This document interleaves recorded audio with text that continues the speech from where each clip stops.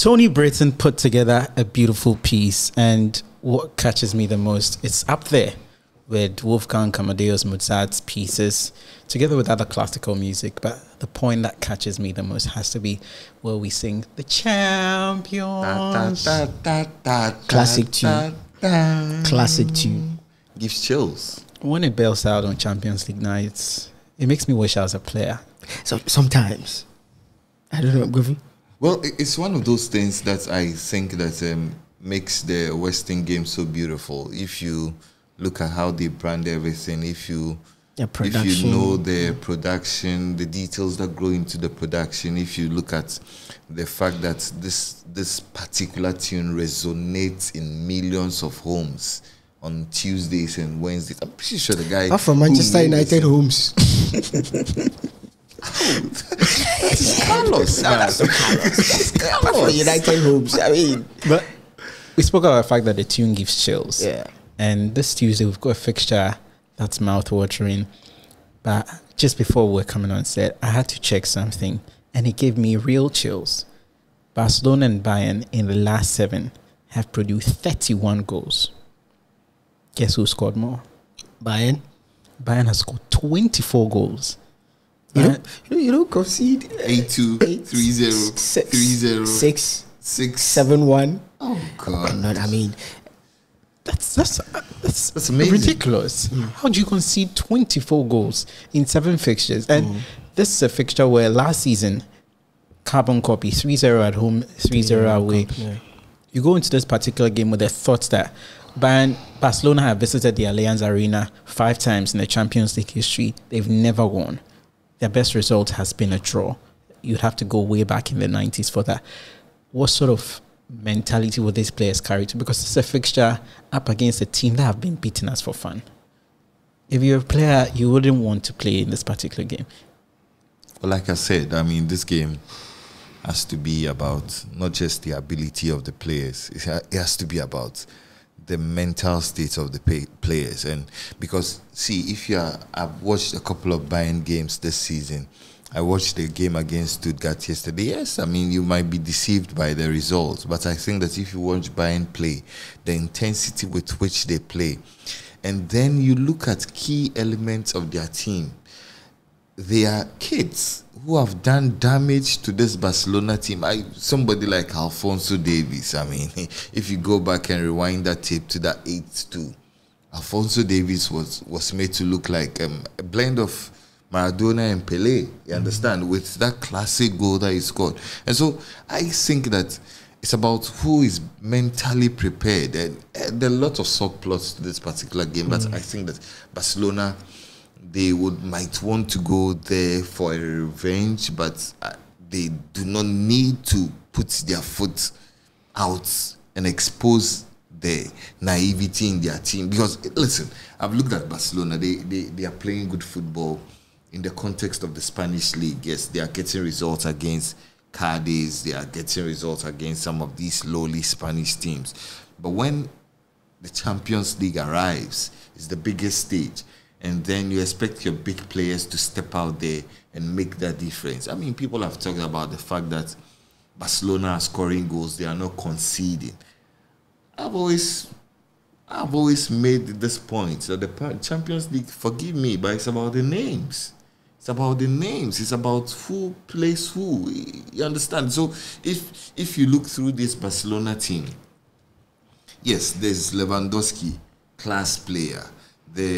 There could potentially be Sergio Busquets. He's seen it, done it before. Does he have the legs to run? Does he have the legs to carry this midfield of Barcelona? Who is in the defense? It used to be Jordi Alba. It used to be Gerard Piqué. Now, who is there? That's the point. I think that will these kids who will line up, knowing all of the history at the Allianz Arena, seeing all of the crowd, getting to play on the grandest of European stages, will they have a freeze? Will they melt down? Will they go ahead and create an image and a name for themselves? You spoke about, mentality. I think that is very, very important. what will be the mentality of Xavi going into this game? What will be at the back of his mind? How do I approach this game? I've seen, Julian Nagelsmann in the German Bundesliga. I saw him against, Inter Milan. He approached that game head on. They took the game to Inter Milan. They pressed them very well. We've spoken about his unique 4-2-2 formation where he starts the press with any of the two striking pairing. He decides to go with either it's Leroy Sané, or he decides to go with Leroy Sané, Serge Gnabry, or he decides to go with Thomas Müller, Sadio Mane, which I think would be his ideal, front two that will start the press. Then he expands wide when he doesn't have the ball with literally Alphonso Davies and Al Mazuri, doing the runs on the wings. They will, for me, Bayern have always been a team that is in the head of Barcelona, whether they like it or not. Listen, you spoke about the numbers and it's outrageous. But on the numbers, we are looking at Bayern unbeaten in their last 9 games, Barcelona unbeaten in their last 20 games, unbeaten in their last 17 away games, scoring goals for fun. You made mention of it. In their last 5 games, they scored 20, conceded 2. Howbeit it's the La Liga. But would they be able to translate that form going into the Champions League? Because it's a different ball game altogether. You play Victoria Pilsen. Yes, it's a Champions League, but in terms of competition, Bayern will afford you better competition. There's quality in there.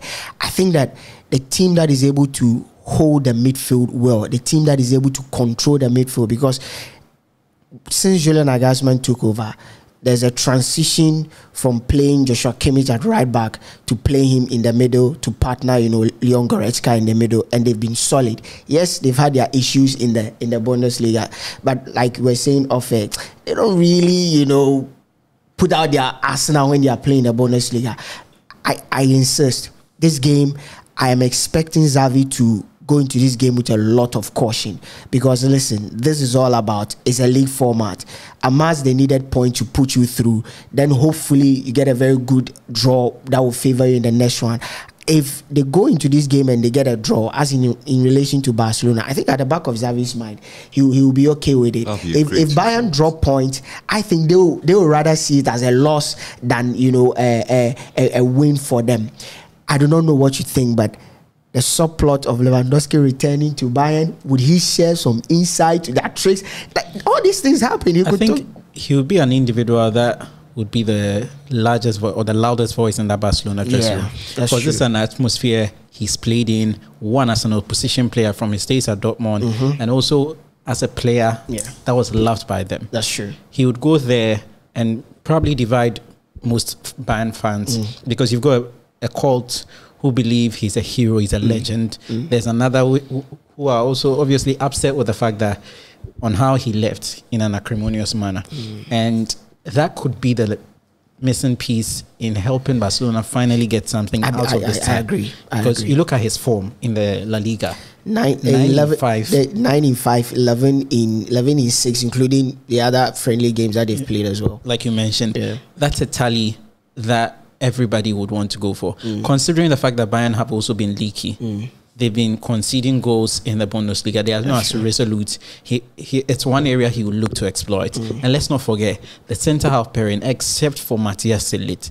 Everybody in that area he's played against before, he's played with before. Yeah, and even on the bit of the late, he's not found his feet, like he's not found the German Bundesliga, very rosy. The partnership with Upamecano is yet to, yield that fruition that is expected of them. It's the reason why they are practically leaking goals.